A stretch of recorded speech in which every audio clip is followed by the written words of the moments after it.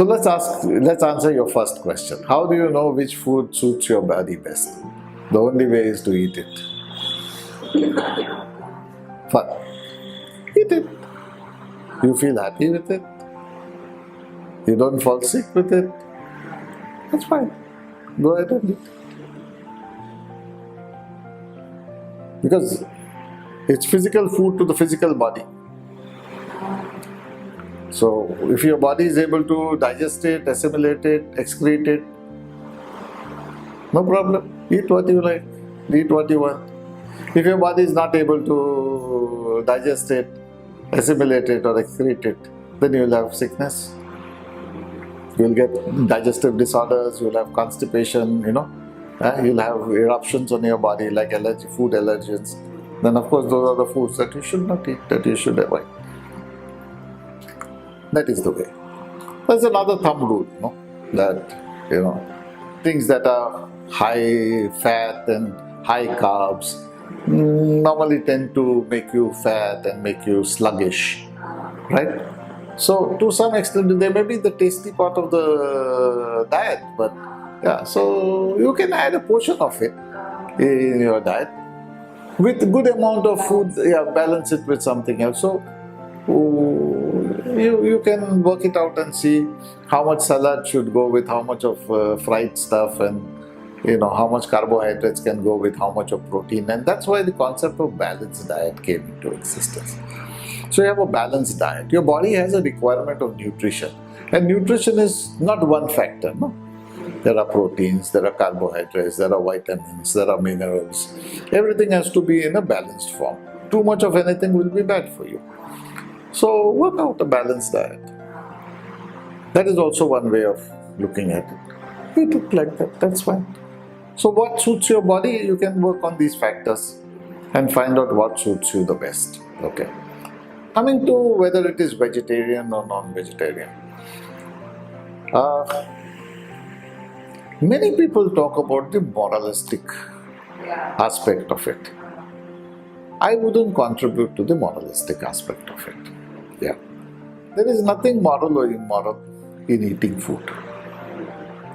So they say that killing an animal, because if you eat meats and fish, then you have to kill an animal and eat the food. Okay. But that's the food cycle in nature. Nature created carnivorous animals and herbivorous animals. And universal. Yeah. Omnivorous. So, what's wrong if you belong to any one of those categories? It is nature. Who said that there is any great virtue in being a vegetarian instead of being a non-vegetarian? Now, why did this distinction between vegetarian and non-vegetarian come? If you notice, everything in the universe lives on prana, lives on energy. The energy comes from the cosmos. If we were highly developed, we would not need food for our existence at all. We could have directly absorbed prana, because the body works on prana. But we aren't so developed that we can take the cosmic energy directly, assimilate it and use it in our body. Therefore, we have to take it through secondary sources. The secondary source of prana is, and the prana comes from where? From the sun, from the air and from the earth. From the sun, from the air and from the earth. The next level of prana is the secondary source of prana comes from the fruits and vegetables.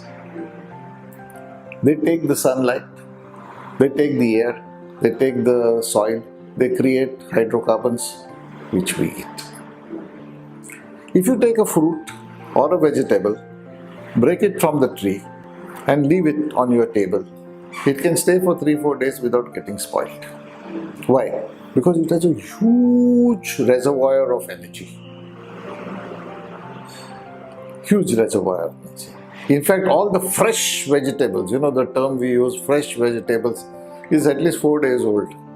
No. The farmer is somewhere in Kodaikanal or somewhere down south. He plucks it in his farms, puts it to the mandi sells it to the truck, the truck fellow brings it to your main wholesale market here. From there it is distributed to your shops and you get fresh vegetables on your doorstep 4 days later than it was plucked. So it is alive for 4 days even though it is not linked to the plant. It has been disconnected from the plant, yet it is 4 days old, yet it is fresh. Will the same thing happen with meat? You keep meat for 4 days, it will be rotten. Why? Because meat is a tertiary source of prana. Meat is also a source of prana. Fish is also a source of prana.